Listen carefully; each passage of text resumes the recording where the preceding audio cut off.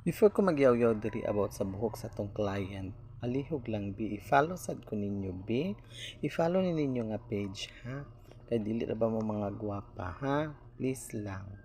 So nakakita naman jud ka sa buhok sa tong client o tan-awa di ba dili pa kay siya damage iyang before nga rebond. So ang atong ginabuhatan na ang gusto sa client is magpa-rebond, magpa-Brazilian ug magpabalayad. So syempre, atong una buhaton mga igat is atong koloran ang iyang regrowth nga color same sa color sa iyang previews.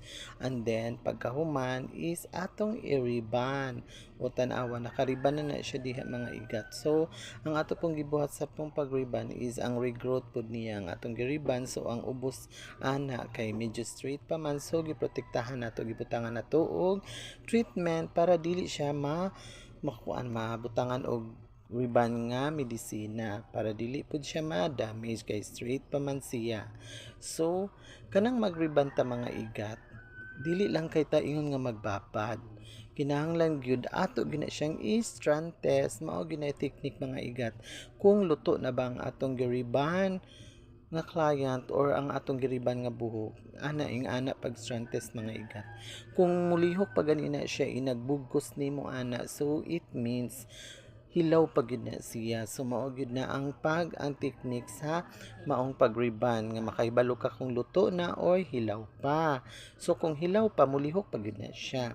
So after ang paghuman sa ribbon is magbalayage na ta. So mao na ang processing mga igat. Kinahanglan ang color una, ang iyang base color, pagkahuman ang ribbon, pagkahuman ang magbalayad. So mao gyud na nindot nga processing sa maong ribbon balayad with pure Brazilian. So mao ni siya ang result sa atong balayad o di ba? After magbalayad mga igat is mao na ni siya ang final coating is ang atong pure Brazilian treatment. So kinahanglan gyud siya i-Brazilian mga igat para ang buhok sa maong client is mabuhi og balik, mo active og balik og dili malikayan ang maong pag-dry sa buhok, di ba? O ingon ana ang pag-manage sa buhok sa atong client or kinahanglan after sa ribbon, after sa balayage, after sa color, i-pure Brazilian treatment gid na siya. Mao ni pinakakusga namong treatment dinhi sa Jen Magsanay Salon and Spa sa Pagadian City.